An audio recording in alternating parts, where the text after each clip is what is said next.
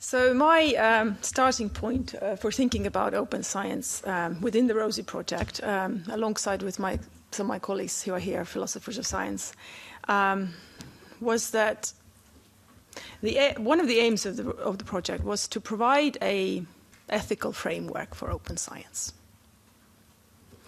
So this feels like a really big task, because we all talk today about what a diverse thing open science is, right? It has so many different objectives, and they're all really nice. I mean, what's not to like about providing access to other researchers and social engagement, making science more collaborative, making it more efficient.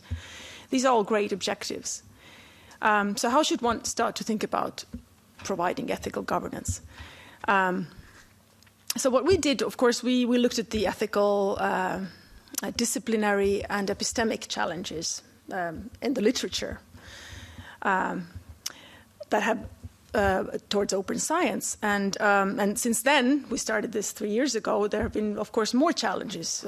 Maybe if we have time to talk about, let's say, for example, the ways in which AI impacts open science, the huge amounts of data that is produced in AI, how does that fit into our systems of repositories and data use and data sharing and so forth. But we looked at the ethical, epistemic and disciplinary challenges.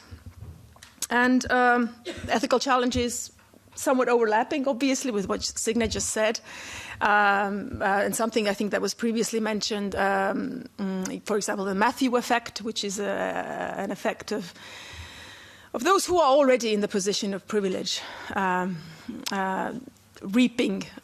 reaping most of the fruits of open science. Again, so researchers who have the resources, time-wise or money-wise, are able to analyze and use the data much faster than those who might have, actually collected it and uploaded it.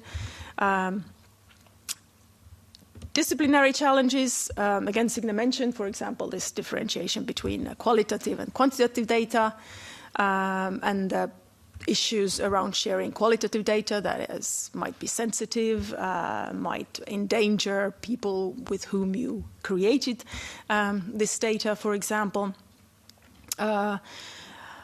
Just a few weeks, as my position and as a research integrity counselor, just a few weeks ago, I had this question from a young PhD student who wanted to publish her article, and she was studying homophobic discourses in Soviet Union by looking at the court materials. And she was asking me, well, actually, nowadays we have a lot of archival data is online, and in the interest of transparency and verification, what I could do, and what I have seen other researchers do, is that they include in their references and citations these links to those documents. And then, of course, those links, when you click on them, they lead to specific persons who were accused of or even in jail because of homosexual relations, for example. And these people are still, some of them, alive. So what to do here? You see here, you need to protect your research participants, but at the same time, or not research, but you don't want to create extra harm to those about whom your research is. But at the same time, you want to be transparent. You want your data to be out there. So this, I think, is a very typical way in which we might have to think about these issues. Because when I started to think about this ethical governance of open science, I thought, well, the logical place to start thinking about it is, well, ethical governance of science, right? We have research ethics, we have now research integrity, these things have been in place. Can we use those concepts and principles that are in research ethics to apply to open science? But then, of course, I realized that open science is so much more than just science.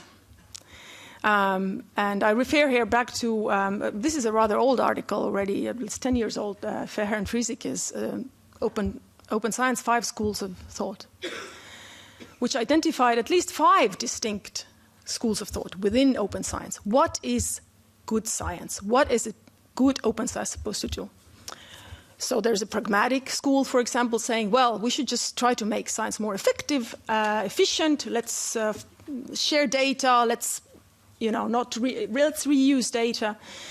There's the infrastructure school that says that, well, actually, open science is mostly about building great research infrastructures so that researchers can collaborate. There are the public and democratic schools of thought within open science that say, well, no, the main aim of open science is actually to socially engage, include stakeholders, the citizen science, democratization and transparency issues in science. And these are all good ideas. And by now, I mean, this article is like at least 10 years old. By now, there are probably more than 5 schools of thoughts there. What we all want to do and achieve with open science. So, so the problem here, of course, is that open science has lots of sources of norms, right? And not only this good old research ethics or good old research best practices is enough there, because we want more.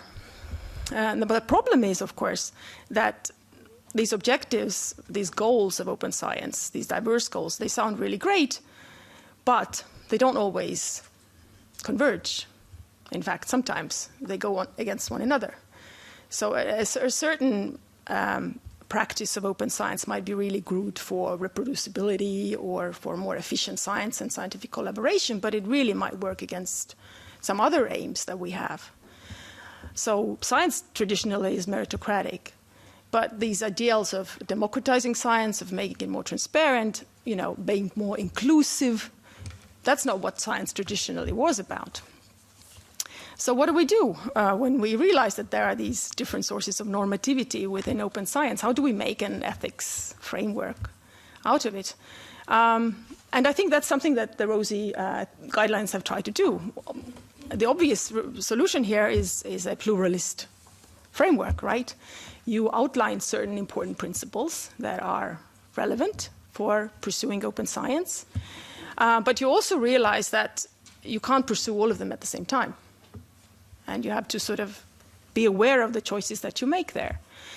Pluralist frameworks of ethical governments are nothing new. In fact, I think they are quite widespread, even when we think about, let's say, medical ethics and the four principles of medical ethics: autonomy, non-maleficence, beneficence, and justice. They're all important. But often they actually are at odds with each other, and then you would have to make a decision.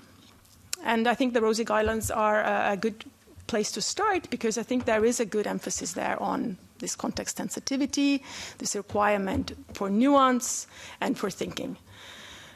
Well, of course, then we might say, well, yeah, more education.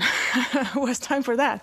But I think I would like to end with a positive note here. As I've been teaching also for years research ethics and research integrity to postgraduate students, I think there's a definite shift happening.